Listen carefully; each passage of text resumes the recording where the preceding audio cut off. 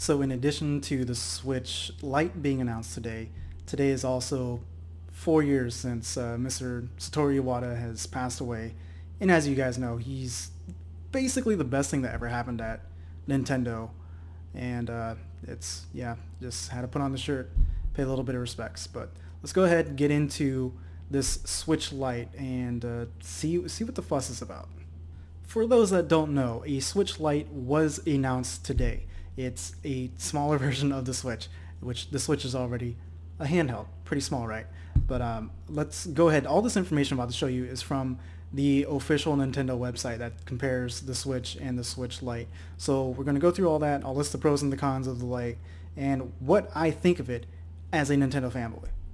First off, we have the price. The price is $199.99, which is $100 cheaper than the $299.99 current model of the Switch. And when I go over the other stuff, you'll see why it's $100 cheaper. So right off the bat, we're going to go jump right into it. This Switch Lite only has a handheld mode. There's no tabletop mode. There's no TV mode. It is handheld mode only. And that means it's not even compatible with all Nintendo Switch games. It's only compatible with the games that support handheld mode. Next thing is that the Joy-Con controllers are built into the system. So you can't detach them. There's no HD rumble. There's no infrared motion camera. And I'm pretty sure that also means there's no motion controls as well. I'm assuming it's not officially listed on the website, but I am assuming that there's obviously no motion controls if you can't detach the Joy-Cons. So a very big hit as far as the controls go. But something that's not on the website, I mean, you can see it in the pictures. It has a D-pad. It's a D-pad instead of the 4 buttons because the idea of the Joy-Cons was you'd be able to take them off and have 2 controllers. So instead of like one being an analog stick and a D-pad, it's analog stick and 4 buttons, just like the other controller would be analog stick and 4 buttons. But a lot of people wanted D-pads, so there you go. There's a plus, D-pad. So this part's a little redundant because it's a handheld only. There's no dock. It says it's not compatible with the Switch dock, does not support output to a TV, therefore it does not come with a dock, HDMI cable, or a kickstand. They're really redundant on that part. Although the kickstand is a little weird to me because it is handheld only, so you would imagine, right, that they would put in a kickstand and like at least have, I don't know, weird, like at least give us tabletop mode.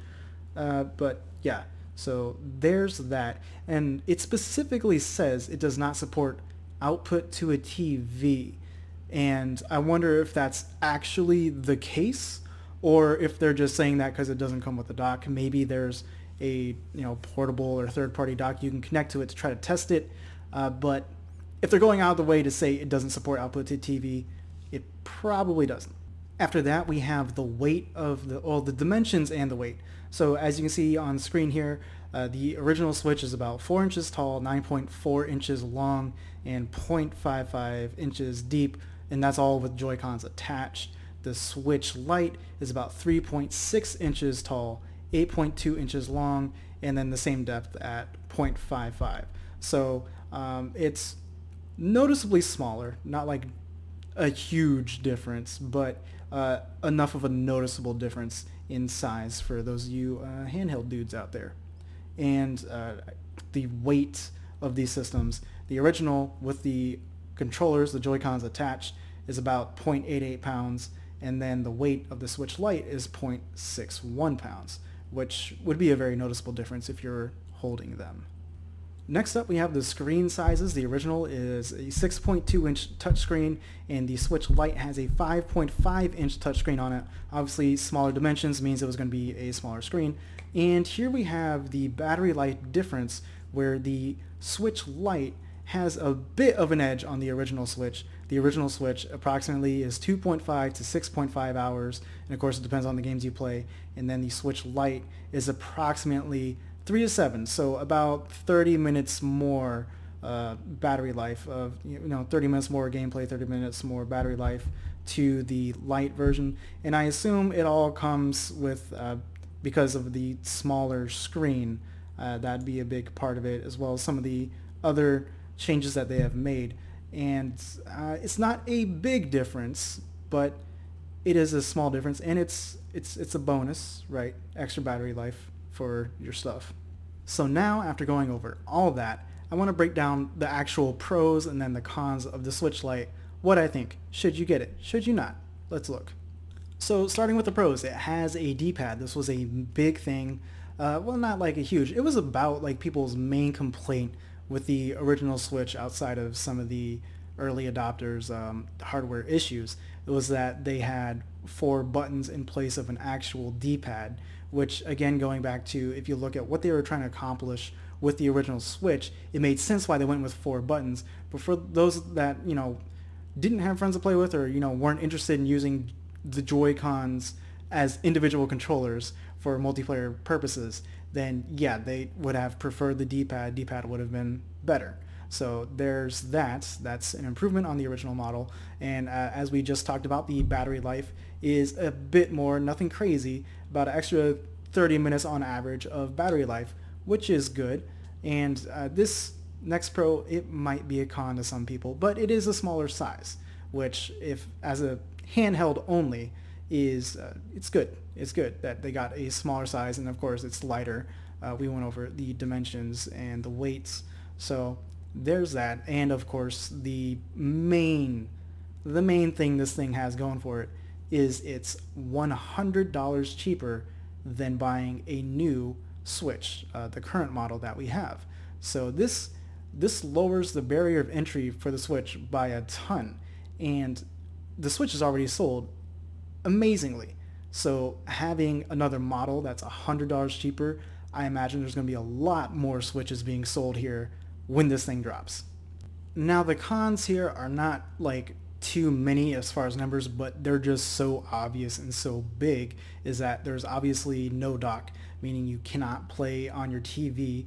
They say there's no tabletop mode, but they also say you can connect Joy-Con controllers to this Switch, not like physically, but like you can sync them with it and then use those as controllers for multiplayer games. So yeah, even though there's no tabletop mode, as long as you set it up, you could use it as a tabletop mode. Okay, that's weird that they would have those features in there, let you be able to sync up controllers and do multiplayer with it without including a kickstand, which is another downgrade. There's no kickstand. And like I said, just makes no sense when you are able to do multiplayer with it. But yeah, so there was that. And of course, since the controllers are built in, that the Switch Lite by itself has no rumble and has no infrared. The infrared, not really a big deal, but the rumble's kind of a thing, man. It's fun. I enjoy the rumble, especially since handhelds, as far as like from the big companies, historically speaking, haven't really had rumble. There's been some exceptions, like some extensions. I think there was one for the DS where there was like a rumble pack you would put in the Game Boy Advance slot, and some games were compatible with it.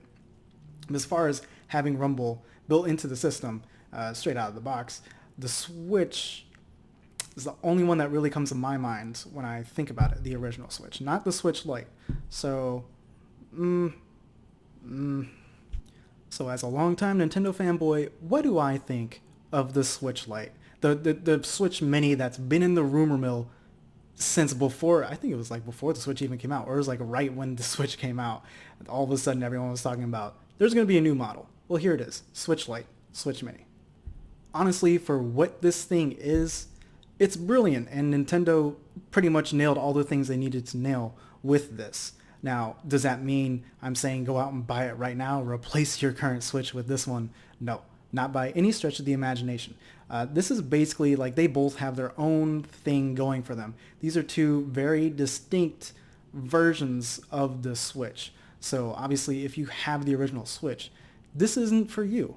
Just like I have my original Switch right here, this isn't for me, because the ability to play on the go and dock it and play at home was one of my main selling points. And I feel a lot of you guys are the same way.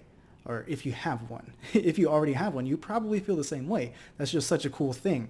I couldn't drop that feature just to have a smaller handheld version of the Switch. So obviously, for those of us that already have it, this isn't for us, right? This is meant for the people that don't currently have a Switch. It's meant for kids whose parents, don't want to spend $300 on a system for their kids because they, feel like you spend that much money and they break it and it just sucks. So having it be $100 cheaper and handheld only is obviously a great market for kids or people who don't see the Switch as a console or see the benefit of hooking up their Switch to a TV. So the people that view the Switch as a handheld and haven't got on it, this might actually be very enticing. And in this way, it's not directly competing with your console of choice, right?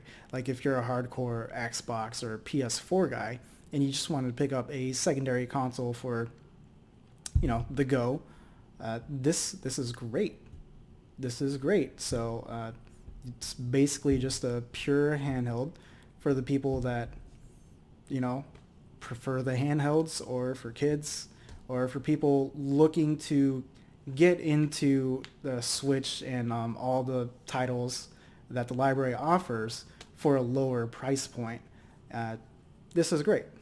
And another brilliant move by Nintendo is the release date for this thing comes out September 20th of this year, which by that point there will be all the summer releases that have come out, so a good library on top of everything that already came out for the Switch at this point. So it'll have built up a really good library by the point this comes out. And it also comes out a couple months before Pokemon Sword and Shield, which are literal system sellers. And of course, there's people that, if you're a Pokemon fan of the main series, it's been a handheld only thing forever. So to have the handheld only version be $100 cheaper instead of spending $300 and then another $60 on one of the Pokemon games for like $260, probably like I don't know how much it'd be after tax, like $280 something. Like it would still be cheaper than $300 if you just get the handheld version and your Pokemon game. So that's a very smart move to do that because again, Pokemon's always been a handheld franchise, and to have this come out before the holiday season, some system sellers come out at that point in time, and then of course Animal Crossing New Leaf comes out next year. So this is smart. This is smart to have this model, even though it's missing a lot of things. It's $100 cheaper, and anyone who was on the fence about getting the Switch because they felt like $300 was too steep of a price, they might bite on this. They might bite on this, especially since, like I said, at home you probably have other consoles, PS4, Xbox One, probably have a PC, something, right? So this is a very smart move on Nintendo's part. Very smart move. So me personally, I will probably not be getting this, and even if I do, there's no way it will be my main Switch. I'll still keep my old one. That'll be the main one because you can dock and take it on the go. But this, like I've stated, is a brilliant move. It has its place. It has its market. And this is going to push Switch sales even further. Like they've already been crazy, but this is going to send that to a whole nother level. The only way the Switch Mini could really flop is if there's a huge list of games that are not compatible with it. But I think that's not going to be an issue because one of the main selling points of the Switch, you can play it on home or on the go, and I don't think too many developers would force you to just play Switch games on your TV docked. So like I said, the only way it can fail is if there's this huge ass list that you cannot play on the Switch Lite. Probably not going to be the case. It's a very long shot, but if it does happen, this thing could eventually like fall on its face. Don't count on it though. But I am curious as to what you guys think. Go ahead, let me know in the comments. Is this a good idea? Is it a bad idea? Something you're going to get? Something you're not going to get? If you're on the fence, is this enticing enough for you to purchase and enjoy the Switch experience? So yeah, just go ahead, let me know. And if you like what I said, go ahead, give it a like. If you dislike what I said, you got to remember, I'm just some guy on the internet.